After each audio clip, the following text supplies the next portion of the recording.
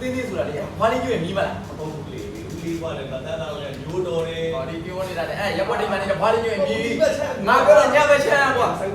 ရောက်တော်ကြပါတော့ကွာတော်ကြပါတော့မင်းတို့ပြောကိုရှုပ်ဟိုလေအောက်မှာမသိဘူးလေမင်းတို့ပဲငါတော့ဘလို့ပြီးတော့ငါတို့ကဘုံတော့ရှိတယ်လေရခဲ့ပါဘူးဒီကြဟာအေးမင်းပြောမှာအောက်ပေါ်မှာတည်းတော်တယ်ပြတော့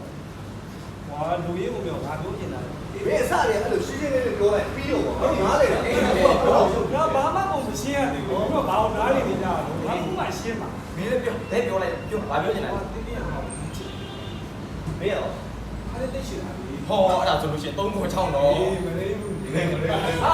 ဟေ့ရပြင်းချစ်ပါလို့ကတော့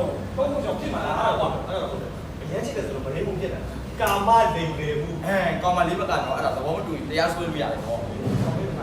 သွားလိမ့်တော့ ဟေ့ရမင်းတို့ဘာလို့တစ်ခါတည်းမှုနေရတာလဲတော်ကြောက်တော့ကွာမင်းတို့မစကြဘူးဟာတော့ မစားဘူး မင်းပါပြောနေတာပြောလိုက် ဟိုကမိုက်ပါလား အဲ့ဒါကြစမယ်